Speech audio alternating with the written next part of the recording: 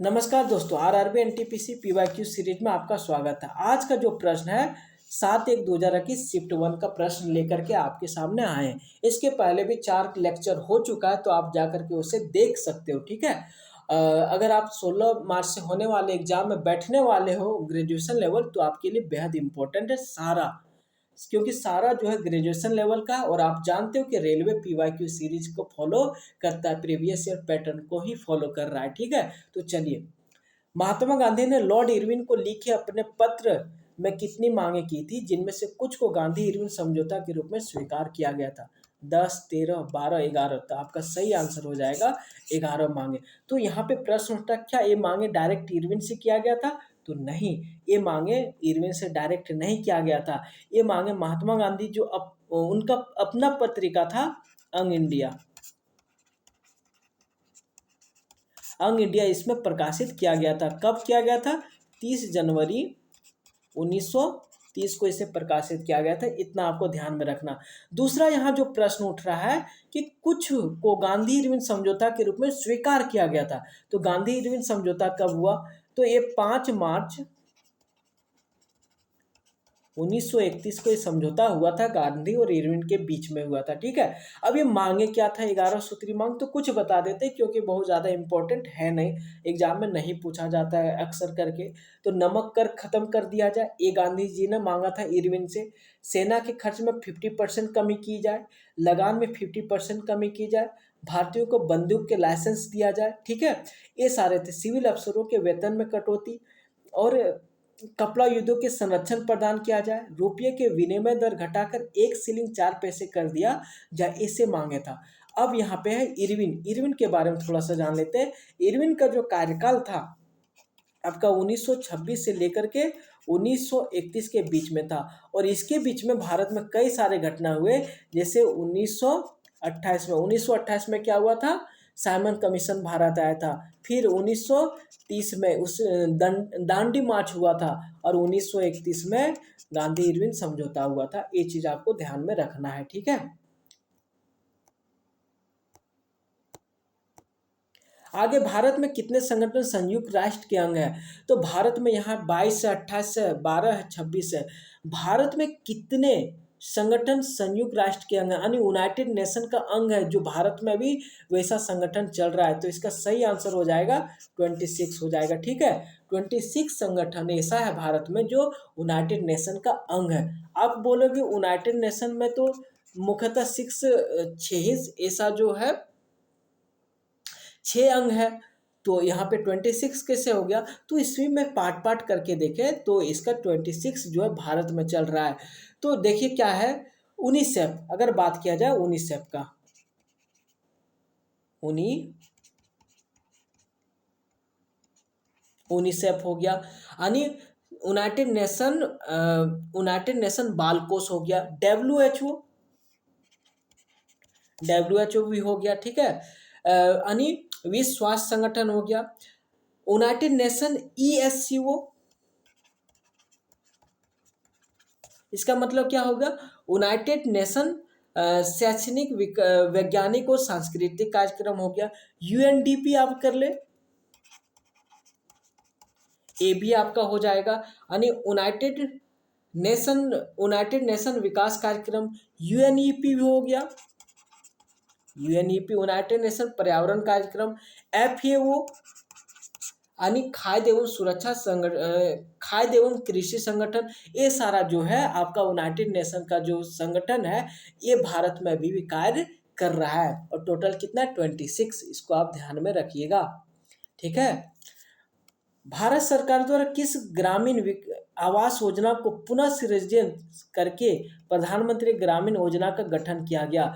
तो पहले क्या था? इस योजना का नाम, प्रधानमंत्री ग्रामीण आवास योजना का नाम कुछ और था, जिसे अब प्रधानमंत्री ग्रामीण आवास योजना किया। तो कौन सा था? तो इसका सही आंसर हो जाएगा C नंबर, इंदिरा आवास योजना। और ये कब शुरू किया गया था इंदिरा आवास योजना? 1985 में। कब शुरू किया गया था? 1985 में। और इसी का नाम 2016 में, यानी 20 नवंबर 2016 में इसका नाम बदल करके प्रधानमंत्री ग्राम आवास योजना रख दिया गया था। ठीक है। आप आगे देखिए, वर्ल्ड बुक एवं कॉपीराइट डे कब मनाया जाता है? तो world book and copyright day जो है कब मनाया जाता है? आपका 23 अप्रैल को। कब मनाया जाता है? 23 अप्रैल को। सी नंबर इसका सही आंसर हो जाएगा। ठीक है, अब आप बात किया जाए 19 जनवरी को शौर्य दिवस के रूप में मनाया जाता है। कौन सा दिवस? शौर्य दिवस के रूप में मनाया जाता है 19 जनवरी को। 23 अप्रैल को क्या है? विश्व ग्राफिक दिवस के रूप में मनाया जाता है। ठीक है, आपको अब कमेंट करना है 13 मई को किस डे के रूप में मनाया जाता है, क्योंकि आरआरबी ऐसे प्रश्न पूछते हैं, इसीलिए आपको करना ही करना है, कमेंट करना ही करना है, बताना ही बताना है। ठीक है, भारतीय राष्ट्रीय कांग्रेस के पहले मुस्लिम अध्यक्ष कौन बने? तो भारतीय राष्ट्रीय कांग्रेस के पहले मुस्लिम अध्यक्ष थे बदरुद्दीन तैयब जी। कौन थे? बदरुद्दीन तैयब जी। कब बने थे? तो 1887 में बने थे। किस अधिवेशन में? मद्रास अधिवेशन में ये बने थे। ठीक है, ध्यान में रखिएगा। और कौन सा इंपॉर्टेंट हो जाता है? अब्दुल कलाम आजाद। क्यों ये इंपॉर्टेंट हो जाता है? तो इसका जो है आईएनसी यानी इंडियन नेशनल कांग्रेस का ये सबसे कम उम्र का अध्यक्ष बने। ठीक है, कितना? 35 साल में अध्यक्ष बन गए थे आईएनसी का। ठीक है, और कौन सा साल में? 1923 में। कब? 1923 में बन गए थे। ठीक है, ये चीज आपको ध्यान में रखना है। दिल्ली विशेष अधिवेशन में पहली बार अध्यक्षता किए थे। फिर इन्होंने 1940 से 1945 के बीच में अध्यक्षता किया। रामगढ़ का अध्यक्षता इन्हीं के द्वारा, झारखंड के रामगढ़ का जो अध्यक्षता है इन्हीं के द्वारा किया गया था। तो इसको ध्यान में रखिएगा। ठीक है, आगे भारत के अंतरिक्ष कार्यक्रम का जनक किसे माना जाता है? तो भारत के अंतरिक्ष कार्यक्रम का जनक आपका विक्रम साराभाई को माना जाता है। किसे माना जाता है? विक्रम साराभाई को माना जाता है। ठीक है, तो इसका सही आंसर हो जाए। अच्छा, विक्रम साराभाई के द्वारा और क्या क्या स्थापित किया गया था? तो देखिए, इसके द्वारा क्या? भौतिक अनुसंधान प्रयोगशाला अहमदाबाद में। भौतिक अनुसंधान प्रयोगशाला कहाँ? अहमदाबाद में। रिपीट कीजिए, रिपीट कीजिए इसके साथ। Uranium corporation of India limited, Jadugoda. Uranium corporation of India limited कहाँ? जादूगोड़ा में। ठीक है, विक्रम साराभाई अंतरिक्ष केंद्र कहाँ? एक केरल के तिरुवनंतपुरम में स्थापित किया गया। कब किया गया था? ये ज्यादा इंपॉर्टेंट है। विक्रम साराभाई अंतरिक्ष केंद्र कब? 1962 में किया गया था। ठीक है, और अभी इसका जो चेयरमैन है, अध्यक्ष है वहां का, वो कौन है? Doctor A Rajarajan. ठीक है, ये चीज आपको ध्यान में रखना है। ठीक है, इतना आपको इसका ध्यान रखना है। कब ये बने थे? तो 1 अगस्त 2025 को बने थे। ठीक है, इसे भी आप ध्यान में रखना है। भारत में अपने पहले परमाणु बम का परीक्षण कब किया था? भारत ने अपने पहले परमाणु बम का परीक्षण कब किया था? तो आपको बताना, सबसे पहले परमाणु बम का परीक्षण किसने किया था? तो 1945 में सबसे पहले अमेरिका के द्वारा परमाणु बम परीक्षण किया गया था। अभी क्या है? टोटल 8 देश के पास परमाणु बम है। ठीक है, तो भारत ने कब किया था? तो इसका आंसर डी नंबर हो जाएगा। 1974 को। कब किया था? 1974 को किया था। ठीक है, ये चीज आपको ध्यान में रखना। ठीक है, अब इसमें जो है कब किया था? 18 मई, यानी गर्मी में 18 मई 1974 को परीक्षण किया था। और इसका जो कोड था उसका नाम था स्माइलिंग बुद्धा। क्या नाम था? स्माइलिंग बुद्धा। ठीक है, ये चीज भी आपको ध्यान में रखना है। ठीक है, वर्तमान में सबसे पहले अभी हम बता ही दिए 1945 में अमेरिका के द्वारा किया गया, फिर रूस द्वारा, फिर ब्रिटेन, फिर फ्रांस, फिर चीन। इंडिया द्वारा 6ठे नंबर पर किया गया था। कितना नंबर पर? 6ठे नंबर पर। ठीक है, इसके बाद पाकिस्तान भी कर लिया। नॉर्थ कोरिया ने सबसे लास्ट में अभी 2006 में किया परमाणु बम परीक्षण। ठीक है, इसके बाद कोई नहीं किया है ऑफिशियली। ठीक है, क्योंकि इजराइल द्वारा बोला जाता है कि ईरान ने परमाणु बम परीक्षण किया है या फिर करने वाला है। ठीक है, तो इस चीज को आप ध्यान में रखिएगा। आगे रोलेक्ट एक्ट देश में पारित किया गया था। तो रोलेक्ट एक्ट सबसे बड़ा इंपॉर्टेंट प्रश्न कि रोलेक्ट एक्ट लाया क्यों गया था, किसके द्वारा लाया गया था? तो ये जो है सिडनी रोलेक्ट द्वारा लाया गया था। किसके द्वारा?